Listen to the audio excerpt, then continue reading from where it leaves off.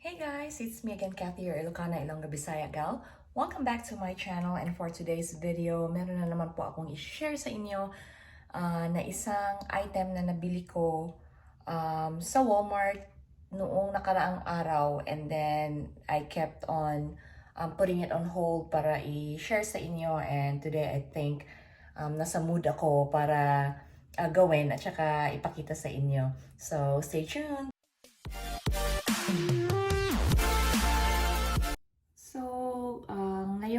Not araw but gabi na ito, ipapakita ko sa inyo yung nabili ko sa Walmart nung nakaraang araw. Kasi the only reason why na kita ko to or na-discover ko tong item na ito is because noong nanonood ako ng mga videos sa YouTube, di ba meron siyang mga once na nag-play ka ng isang video, meron na yung mga susunod na mga videos na parang yung recommended na based doon sa napanood mo. So, most of the time, ang mga pinapanood ko is it's either farming or yung mga beauty and crime, yung mga ganun-ganun. Mahilig ako sa mga ganyan, manood na entertain ako. At saka, of course, makeup. So, yung mga gumagawa ng makeup, naglalagay ng makeup, mga skincare, yung mga ganun. Nawiwili ako sa mga ganyan at madali din po ako mapagbentahan ng mga product kasi nawiwili ako sa mga ganyan. So, ito actually, isa sa mga videos na na-play. Actually, nung time na yon papatayin ko na sana or i-change ko. Pero, I decided to continue watching it, and then I'm glad I did kasi na-discover ko tong product na to. So I saw a video of this model. Medyo may edad na siya. Then sabi niya na hindi din daw niya alam tong product na to until parang commercial or somebody told her or something like that.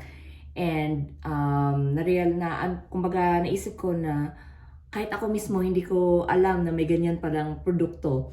At the same time, mas parang madali kasi kung nakaya nga niyang gawin sa sarili niya na kumbaga, ano ba ang term niyan?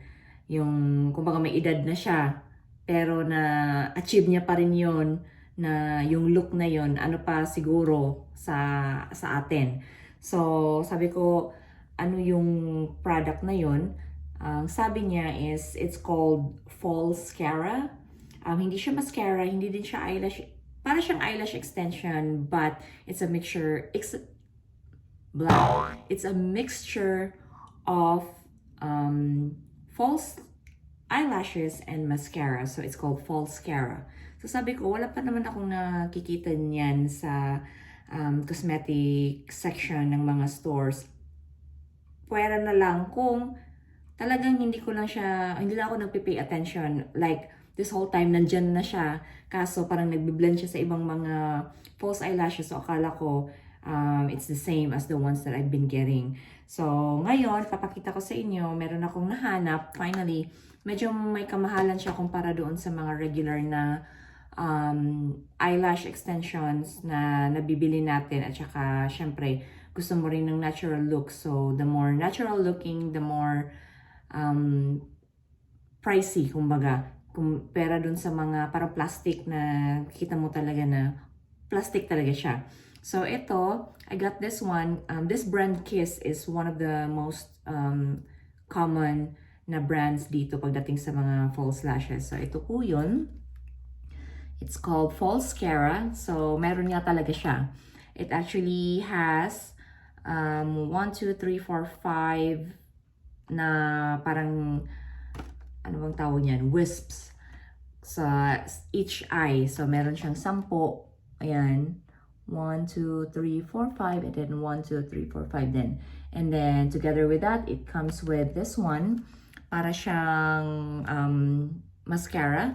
Pero yung isa is for bond. And then, yung isang side naman is for seal. So, I'm gonna show you how to use that one later.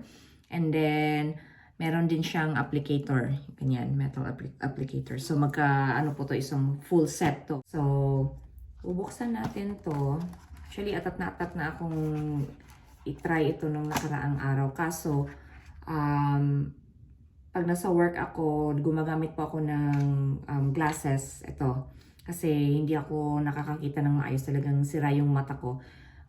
Right now, I don't have anything on. Wala akong contact lens. So, kahit na nandito nagbi-video ako, talagang blurry. So, hindi ko alam kung anong itsura ko dyan until mag-edit ako at nakasuot ako ng glasses. So, pagbukas mo ng ganyan, na natin.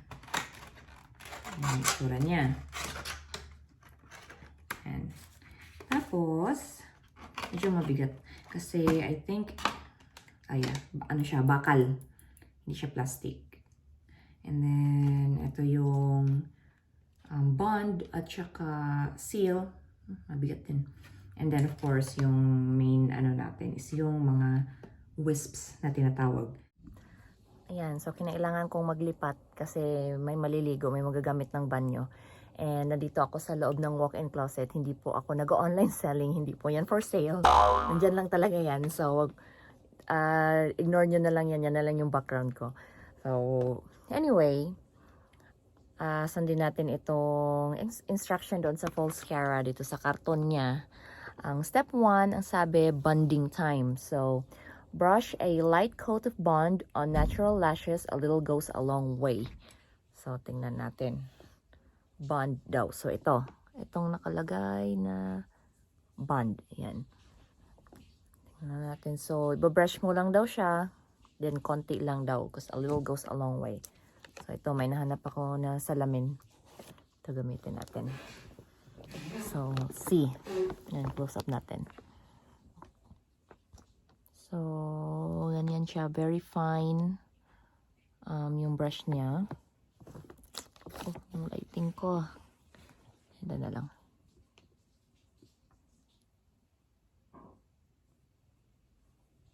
Dapat siguro no, naka-ano ako.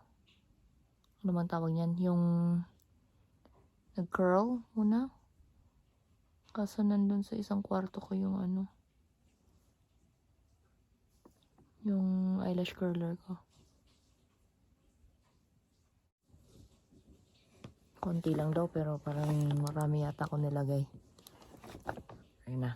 Dikit-dikit na siya.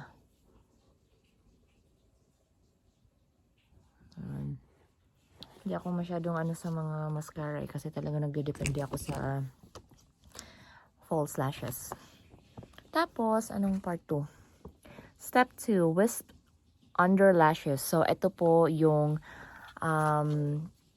nagdi-differentiate between the false eyelashes and this false cara is with the false eyelashes, you put those fake lashes on top, like dito, sa taas. Ito po is under. So, nilalagay mo siya sa ilalim ng eyelid mo. Like this. Ilalim. So, tingnan ko kung ma-achieve ko. And tingnan natin kung talagang effective siya. And then, ang sabi din dito, ang tip niya is apply the wisps starting from the outer corner of lash line working inward. So, yun yung susundin natin. Pero, paano siya mag-dikit? Yun lang talaga. Oh, yun pala yan. Okay. Tapos, yun lang ha. At, ignorante mode muna tayo ngayon. Ano ba to? Okay. So, meron siyang parang cover pa on top of it. Ito, tanggalin natin. Yan. Wow! So, dumidikit-dikit na. Nafe-feel ko na siya. Ganyan daw. Tanggalin ito. Tapos, sobrang nipis niya. Ayan. Nung ano niya. Char, may pa ganyan-ganyan pa ako, no? Kala mo naman nag-clear. Anyway, yun. Tapos, ang sabi, under daw. Lagay mo daw siya under. Paano ba to? Ganyan. Ayan. Tapos,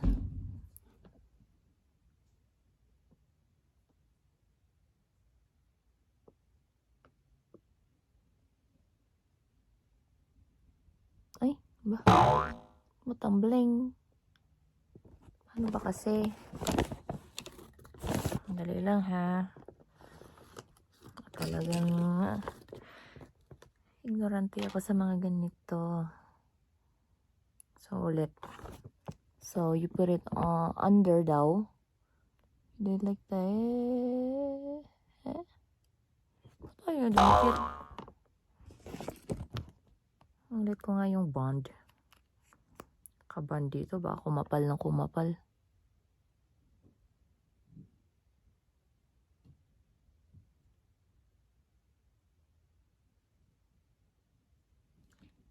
Yan. Tapos, sabay lagay nito.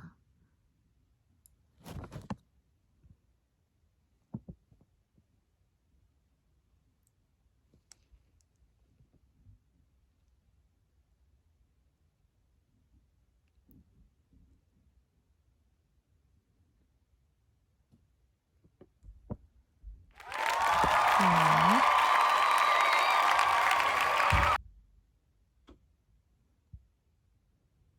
So, ganyan daw. Tapos, charot. Next naman, so I'm not sure kung tama yung ginawa ko na lagyan mo muna lahat bago mo siya i-start na lagyan itong false lashes or itong wisps, or if you just brush as you go. So, to be sure, i-ano ko na lang brush as I go. Pero kanina, na ano ko na, actually nalagyan ko na lahat. Pero, wala naman sigurong masama kung dadagdagan natin. Ganyan. Tapos, kuha tayo ng isa na naman.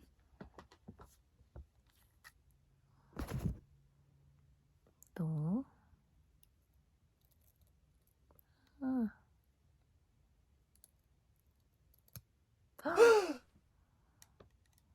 Bakit kasi masyadong madikit? Yun. Actually, nalagasan ko siya ng dalawa. So, hopefully, hindi siya, obvious na nabawasan. So, let's do the second one.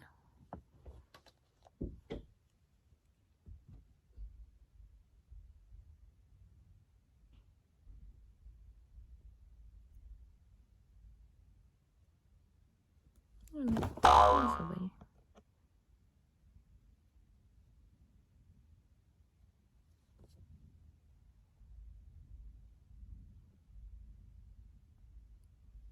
Yan.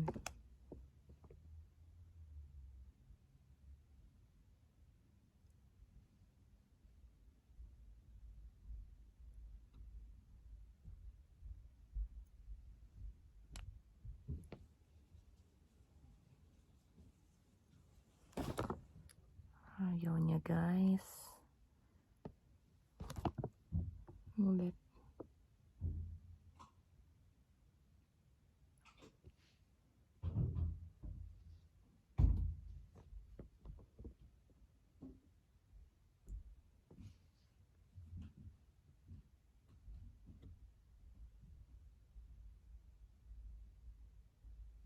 Pero I think I know what's going on with this one. I think yung bond is actually the magnetic lashes. Kasi dumidikit yung metal na natin brush. Applicator. So I think this is magnetic what you call that? Magnetic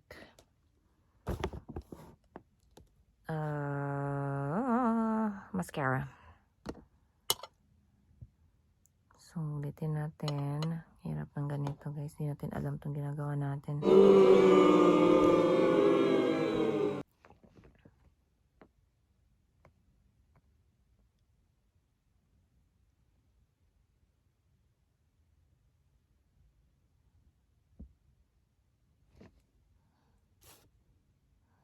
Yan. So, continue ko lang hanggang dito sa pinaka-corner niya.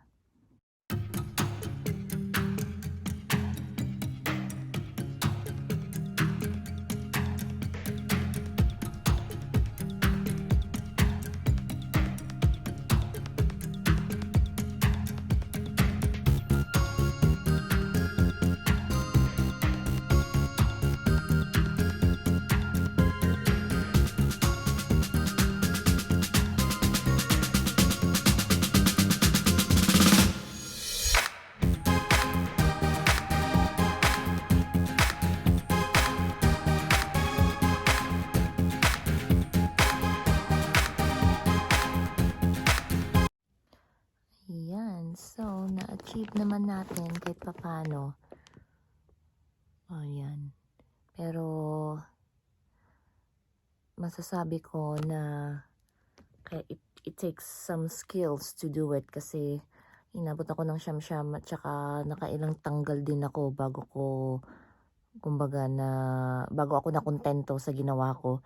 And ang makate, nung una kasi nga tumutusok siya, ginawa ko dyan siya sa ilalim.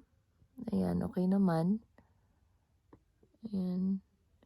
So, hindi po siya dito sa taas nilalagay kundi sa ilalim. Kaya, ang liit ng space na kailangan mong paglaruan dyan, not to mention, you have to be very careful na hindi natutusok yung mata ninyo habang nilalagay. So, I think I got the look. And the way it feels is, I really believe na it's magnetic yung ano niya, yung adhesive niya. Hindi siya glue, kundi meron siyang mga micro magnets dito sa sa bond na to. Meron akong natitirang 2 wisps kasi hindi naman ganun kalaki at ka-wide yung canvas ko para gamitin lahat. And I think okay na ako sa ganito. Ayan, may na ako. Umaaura na yung mata ko, which I like. Ayan. And then, ang next step niya, kasi parang madikit dahil nga dun sa bond. So, ang step 3 niya is seal the deal. Dab on a thin coat of seal under the wisps. This final touch eliminates any sticky residue and holds false Caro wisps in place. So, if this is the bond, ito naman yung seal. So, sabi niya doon daw under the wisp ka maglalagay para matanggal yung itong mga medyo madikit-dikit na feeling. So, ayan. Puti po siya. Yung bond is black. Ito puti. So,